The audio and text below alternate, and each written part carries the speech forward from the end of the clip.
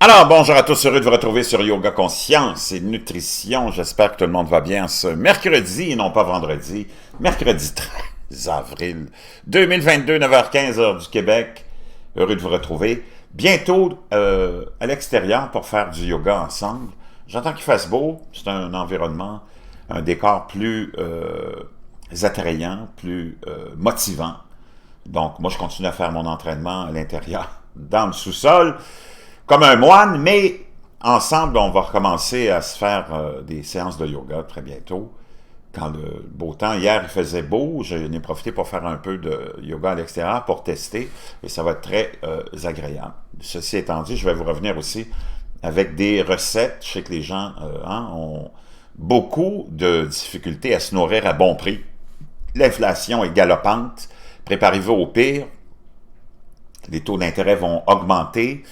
Tout le monde, j'ai écouté la plupart des spécialistes parce que c'est eux autres qui nous mettent dans le trou.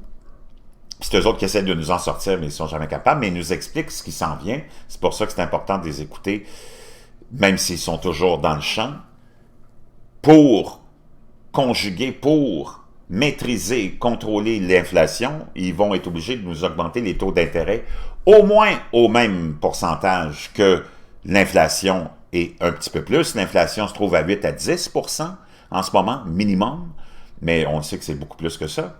Donc, les taux d'intérêt, préparez-vous pour les prochains mois, prochaine année, devraient frôler les 8 à 10%. Ça va représenter, pour ceux qui ont des hypothèques à renouveler bientôt, déjà ça va commencer à augmenter aujourd'hui, je pense, au Québec. Bon, au Canada en général, avec la Banque du Canada qui va annoncer probablement un demi-point d'augmentation sur le taux directeur.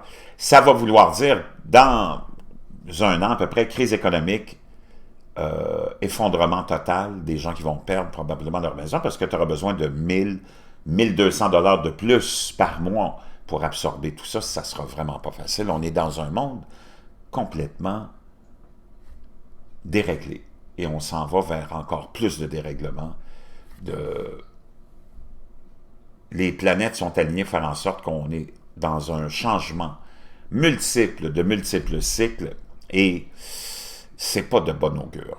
Pendant ce temps-là, la politique a changé aussi depuis 2016 avec l'élection de Donald Trump, mais on le voit, les gens sont écœurés des partis traditionnels. On le voit en France, les partis traditionnels sont même plus dans le décor. Au Québec non plus. Les partis traditionnels, comme avec l'élection partielle qu'il y a eu dans Marie-Victorin lundi, le Parti libéral, le Parti québécois sont loin derrière des nouveaux partis ou des nouvelles tendances. Le monde est écœuré. Mais la politique ne changera jamais rien dans ta vie, donc que tu sois écœuré ou non, puis que tu votes pour qui que ce soit, il n'y a pas grand-chose qui change. C'est toujours le même club select qui règne, puis eux autres, ils contrôlent toutes les ficelles. Donc, la politique, c'est juste la poudre aux yeux.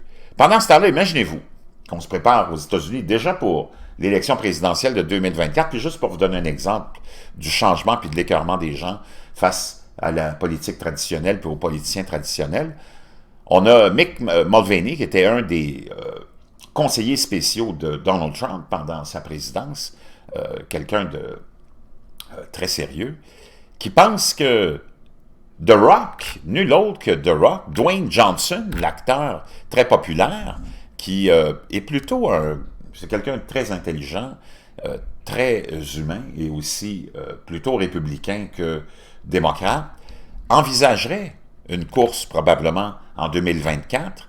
On pense que Donald Trump pourrait revenir aussi, ou Ron DeSantis, qui pourrait lui chauffer la nomination des républicains, qui est le gouverneur de la Floride, très, très populaire, qui a eu beaucoup de succès, surtout à, comment dire, gérer la pandémie. Hein, c'est un des États qui a le mieux fait. Est un candidat très sérieux si jamais il avait l'envie de se présenter.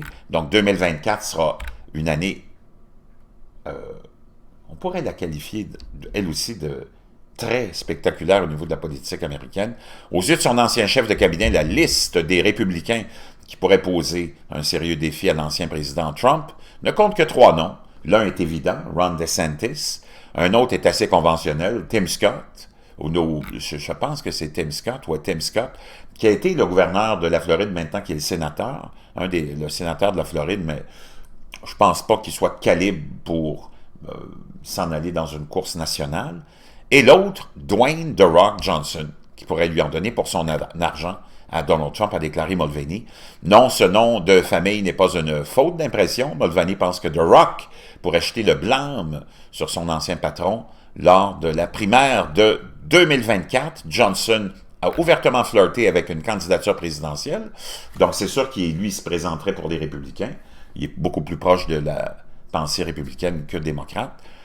Pendant des années, il a pensé à ça. Ses ambitions à la Maison-Blanche remontent à 2017, à The Rock, lorsqu'il a déclaré à JQ qu'il y avait une possibilité réelle qui se présente. Il a finalement abandonné la course de 2020. Mais dans plusieurs interviews, déjà en 2021, il a répété qu'une future candidature pourrait être encore envisagée. J'envisagerais une course présidentielle à l'avenir si c'est ce que les gens voulaient, a déclaré Johnson à USA Today. Vraiment, je le pense et je ne suis en aucun cas désinvolte avec ma réponse. Nous rapporte Mediate. Cela dépendrait des gens, alors j'attendrai et j'écouterai et j'aurai le doigt sur le pouls, l'oreille au sol. Et il est prouvé que les gens le veulent. Une enquête menée par la plateforme de recherche sur les consommateurs Pipsley en 2021 a révélé qu'une majorité d'Américains voulaient voir The Rock se présenter à la présidence. Si Johnson se présente, Mick Mulvaney pense que l'acteur pourrait avoir un allié improbable dans ses efforts pour vaincre Donald Trump.